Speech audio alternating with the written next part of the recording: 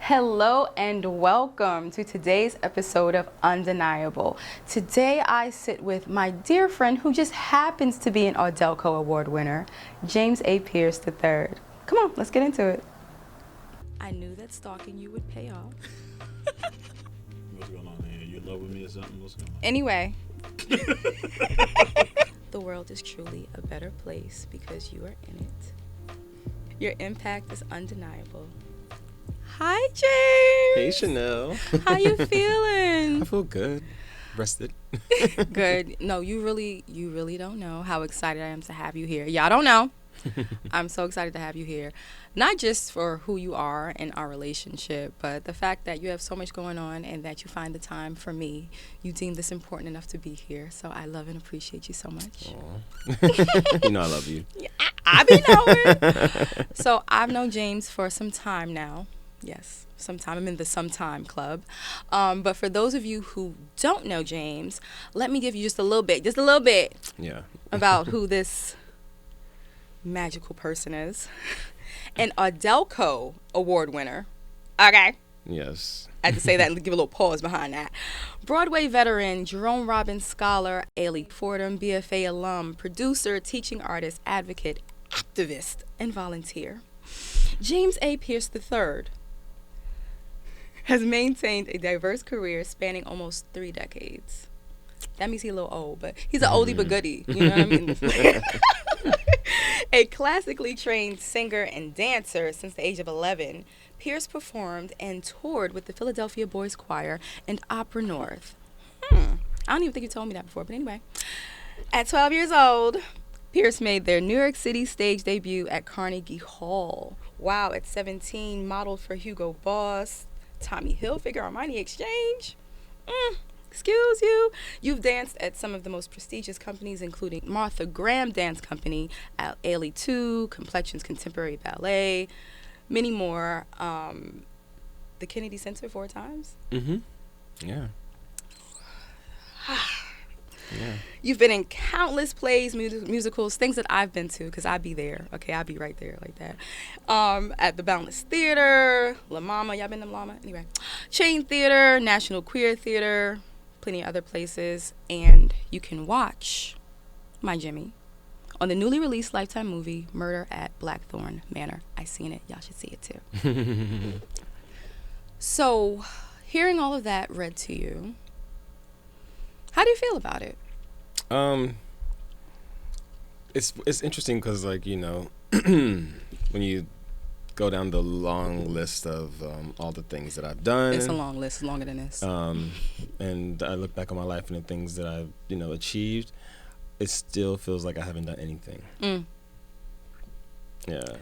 Yeah. And I don't walk into I don't walk into a room or a situation telling people all the things that I've done. Mm-hmm. Yeah. You know what I mean? And, because I don't, for multiple reasons. Mm-hmm. But I do find that sometimes I have to say, there are times where I have to say, no, actually I know what I'm talking about because X, Y, and Z. Yeah. Because people will underestimate you or talk to you a certain way as if you don't know what you're talking about. Mm-hmm. And they don't be knowing. Like how sometimes musicians will talk to me like I don't read music, or like I don't know dynamics, or sometimes people who don't know that I dance will try to school me on dance. I'm like, actually, I've danced with some of the best in the world. Right. And trained with some of the best in the world, but I don't walk into a space with that. And so yeah, as I get older and I'm like, and I'm learning more, I'm like, how, I'm in a situation right now where I'm directing and choreographing a cabaret, and have had some situations where people have, exhibited some diva-like behavior, and and I'm just like, actually, the only person that could be acting like a diva who's not. Okay. But it's interesting because in my career, all the greats that I have worked with are not divas. It's always the people who ain't done shit. Can I curse? Yes, you can. Okay. It's always the people who ain't done shit or who think they're above things that have that quote unquote diva like behavior. Yeah. But the people who actually are like top dog, like people I look up to Yeah. are the most humble, sweetest, and generous people I've ever worked with. And those are my mentors, and that's what I try to exhibit whenever I'm working. That's beautiful. That's beautiful. Speaking of your mentors, like all of the things that you are skilled with, where did it come from? Like, did you shoot out the womb and it was like, listen, I do all of this? Or like, who did you look up to when you were younger and say, well, was there anyone that you was like, well, I would like a career like this, or I want to do this like this person? Like, who were those people? Well, I just wanted to perform, and it was Michael Jackson. Yes, MJ. Michael Jackson. It was the Grammys when he did The Way You Make Me Feel and Man in the Mirror. Was that 87? I want to say. I must have been like 4 years old. Okay. And I remember because my father was I was living in North Philly, and we were watching it, and I took one of my father's caps and threw it.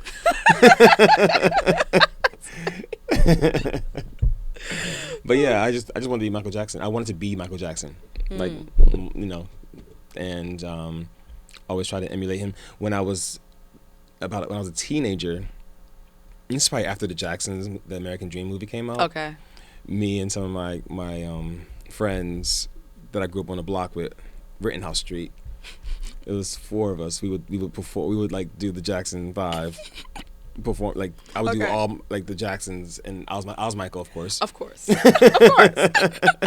And we would do it for our neighbors. Like like we wait until like remember the street lamps? Yes. The street lights. You had the when the street lights came on, that's when we had that showtime. I mean, I can see that actually. Yeah. Now, was this free entertainment? Did y'all charge a little bit? No, it was just fun for us. Oh, okay. We just did it. I mean, when I was a kid, I don't think I knew I can get paid to perform. Gotcha. You just loved it. Yeah, and it was like I wanted to be a train conductor. Oh. Yeah. Really? Mm-hmm. So I was trying to pick, you can do anything in my eyes. So yeah, I was like, yeah, I can see that too. Performing, for me, I'm not shy, but I just prefer to be behind the camera. Mm-hmm. Have you always just been like so ready to be on stage? Have you ever had this like shyness? Oh, I'm incredibly shy. You may not believe it. Mm-hmm. Actually, you pulled me out. You pulled me to you when we were doing that project. Mm-hmm. Cause I don't even think you knew when I was doing that I was actually in The Lion King on Broadway. No. Cause no, not at all. I took a day off for that. Really? Yes, I did. I'm sorry. But I mean, and I think that's the thing. People don't really realize. Like there's certain things that people put on a pedestal, and like there are folks who are like, oh, I'm in a Broadway show, so I ain't gotta do this. I'm like, no, I've always been eager and interested. I mean, I want to live as much of my life as I can be. We don't have that much time on this planet, and yes. I want to explore everything. Yeah. And so I've always been very curious, and so like I think when doing that project that you and I did. Mm-hmm. It was like, it was like a modeling gig. It was paying like $300, but it was like, I could, I can get some nice shots. Yeah. Like I was thinking, I wasn't thinking about anything else, but like just like broadening my horizons. You know what exactly. I mean? No matter how big or small it was. Yeah. And like, and look what came out of it. Mm-hmm. This beautiful friendship that we've had for, I don't even know how many years. You're really good with the years for that one. It's like. We're going on 11 years. 11 years. Wow. Mm-hmm. Wow. But yeah, but definitely, like even just yesterday, my aunt's wedding, they're like, dude, they call me dude or Jimmy or Alex and yeah, I have so many names. Yes. but they wanted me to dance. I was like, I'm watching. I've been dancing my whole life. I'm watching y'all dance, and they finally got me to dance. Yeah, the song that gets me going is Percolator. Yeah. Now I know. So. But yeah, I've always been But like growing up, my mom would like try to make me sing for people, or, like, perform for people. I'm like, no, let's come see a show. I'm like, no, I don't want to. Yeah. And I'm still that way. Like, now. Like people, like I'm not really a big cabaret person, or Okay. people are like, oh, can you sing in this thing? And I'm like, it actually kind of freaks me out a little bit. I'd much rather prefer to perform in a show. Okay. Because I'm channeling through someone else. Gotcha. Rather than just standing up and singing a song. Because then I feel like all the attention's on me, and Yeah. at least if I'm someone else, I can crack, or I can because it's not me. Wow, that's interesting. I don't think I knew that about you. Yeah. Yeah, the center of attention for me is a lot. Mm-hmm. I like to just pop out a little bit and pop back in, you know what I mean? Yeah. But, I totally get it. Speaking of our relationship and how we met under some janky situations, some circumstances. Won't go into detail, but it was crazy. But what I really learned from that was just like sticking with something that it may not seem like it's gonna go somewhere, but then looking at what can come from it. Like y'all really don't know. Like when I think about that day and just how bootleg it was, I'm always like, I'm so grateful for this day. I met my James. I learned some stuff. I didn't hurt anybody that day. I wanted to. I didn't hurt nobody. But the question is, in this business, we gonna run into janky motherfuckers everywhere. Yeah. You know about this. You are definitely an activist. You definitely stand up for what you believe in. How do you really deal with people who aren't on the up and up? Are you the type that's like, well, I can still work with you if I don't like you, or are you like, if I don't like you, I'm not fucking with you at all? No, actually, no. I mean, there are people that I love, but they're terrible to work with. That's a good point to bring up. They have poor work ethic. No, I mean, I have friends who I don't recommend for things. Got you. I won't say their names. Yeah, please don't. I just don't. I like, and I love them to death, but they have poor work ethic skills. Okay. I've worked. There are folks who I've worked with in the past who, outside of the set and off stage, I cannot stand those people, but they are professional on set, on stage, and I would recommend them because they know how to check their ego at the door. People that I try, and when I'm recommending folks, I think about the whole picture. Are they great at what they do? Are they professional? Are they on time? All those things. Are they great to work with? I find that most people don't know how to separate the two. Gotcha. And a lot of times people are just working with their friends, and that's why you get janky products and things that aren't as interesting because yes, I've worked with some of my friends. I have friends that I work with who I could work with on a professional level because they're professionals and they know how to separate business from pleasure.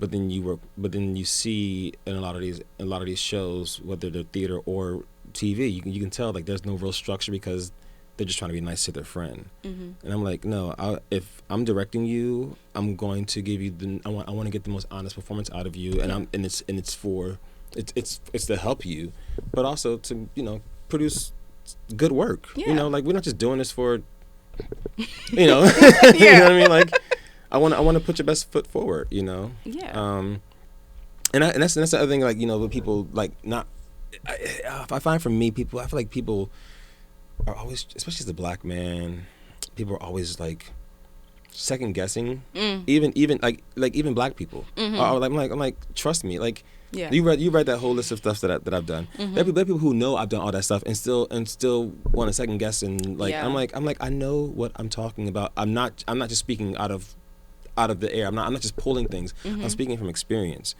And with the melanin that I have, and the fact I look younger than I am, and all these different things, and people like they have this what's called like an implicit bias, or they just assume that you're new to the game, and it's like, no, I've been doing this since I was 11 years old.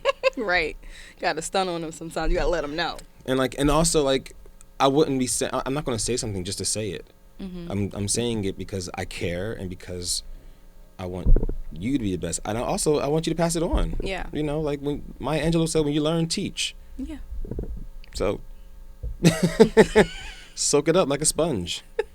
I hear that. Like, I feel like it's really great to be in a position to be open, to learn, to soak things up, to listen. Listening is so important. Listening. Like that's just for me. That's just how you grow. To me, it's like a no-brainer. But that's just if you want to grow, if you want the best for yourself, you have to know how to. If you want to be a good leader, you have to know how to follow. Exactly. Too. So I told my actress this the other day for the cabaret. I said, this moment is this character's moment, but you are the underscore. Mm-hmm. And I said, throughout the cabaret, find moments where you are the star of the show, but also find the moments where you're supporting. That's what builds an ensemble. That's what makes the piece breathe, and it gives it color. If everyone's trying to be the star at the same time, it's too much. Yeah. It's too much. It's a lot. You don't see stars clustered together. They're all light years away from each other, because and they're all surrounded by darkness. Yeah. Stars need their space. Yeah. So, yeah, I'm an astrology nerd, and yes, for astrology. but I'm also like a space nerd too. But yeah, you look at the sky, you don't see stars. There are no stars next to each other. Yeah. They're like light years away from each other. Mm-hmm. You know what I mean? So, with all of these wonderful things that you do, can you pick? Is there a favorite? Do you have a go-to talent that's like most therapeutic for you?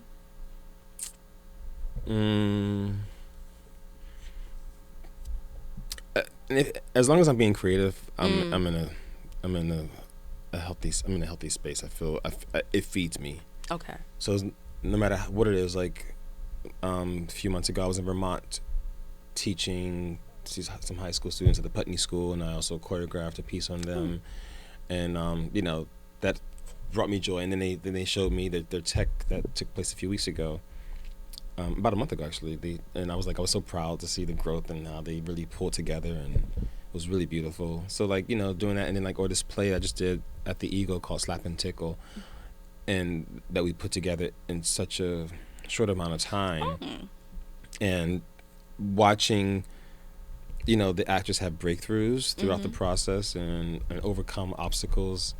Like I like seeing that. I like seeing the growth. I like seeing artists do things like I like seeing the breakthroughs in people. So and then having breakthroughs for myself as well. Yeah. And then being able to explore and find different nuances in characters and just get to get to play. So yeah, it's and then yesterday when I was on a dance floor at the wedding, that my soul dancing with the kids. You know what I mean? Yeah. So So there is no go-to. There's no go-to at this stage in my life. I think it's a culmination of all of it. Okay. I can get with that. Mm-hmm. In terms of vulnerability, I bring this up because it's something that I may struggle with. I'm not telling you if I do. I may struggle with it. How first of all, has it been easy for you, or how did you learn to lean into your vulnerability as a performer? Stop trying to be perfect. Oh, that hit me in my chest. Okay. Yeah, and embracing the flaws and the imperfections and celebrating the happy accidents. Yeah. Happy accidents. It's a little scary for me, but I receive it. I receive it. James, I want to know, when people think of you, when they say your name, what do you want them to feel? What do you want them to think about you? That I am generous, passionate, and determined to make this world a better place, one person at a time. Yes, I support that. I can see that. I'm all about that. And I think that of you and so much more. I will get into now why I brought you here. Serenade you. James, my Jimmy, you are one of the most genuine, caring people that I know, always looking out for your friends and loved ones, lending your warmth and guidance. You're an activist not just fighting for what's right for you, but for the greater good of the bigger picture. You're a fierce performer from the stage to the screen and everywhere in between. You capture audiences with your charm and skill and looks to kill. You face your bad days with grace, never backing down from what you believe in, while inspiring us to do better for ourselves. The world is truly a better place because you are in it. Your impact is undeniable, and I love you. Oh, I love you too. Oh, no. That's for you. Oh my goodness. Oh, thank you so much. Thank you. I really appreciate and love you. I love And you I'm too. I'm really big on giving people their flowers while they're here, while they can feel it, Absolutely. smell it, and live in it. Amen to that. Wish I could help you feel the love in this room right now. But for those who now, James don't do social media like that. So if they want to find out what's going on with you, how do they follow you? Well, I do have a YouTube page that has Awesome. I post clips and things on my YouTube page. Okay. James A. Pierce III. You could also, for bookings, you can email me at jamesapierce3@icloud.com. Yes, and I'm also, IMDb. You can you see my information there. You can contact me there. But no social media. I used to have it, and it just wasn't. Yeah, I went through a lot with it. Yeah. I was being trolled. I've been stalked. I had to change accounts and multiple times. I was like, you know what? This is not. Let me just boom.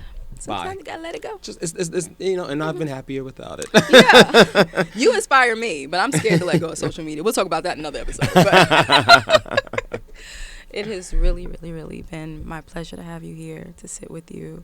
Anytime I get to talk to you, I just feel better. And I think that's a beautiful quality for someone to have. And I hope you receive that and you understand your impact on people. Thank you for that. But every time I see you, I'm like, it's like, I can't believe it's been so long. I'm like, I saw you a year ago. And Right. It's like, we didn't lose any time. Yes. So. Yes. Because we got it like that. Yeah. Thank you so much for joining us today. This has been undeniable, and I hope you have an undeniable day. I'll see you later. Bye. It may come as a surprise to many of you to learn that I have extreme social anxiety. Chances are, if I've ever introduced myself to you, I rehearsed it at least 100 times in my head beforehand. Knowing that I need to be social in order to grow and expand is super scary. Sometimes scary to the point of panic attacks. But I do it scared. I do it frightened, yet excited to face my fears. Knowing that fear won't stop me is what keeps me going. Don't let your fears deny you of greatness. The only way through it is to do it. Until next time, thanks.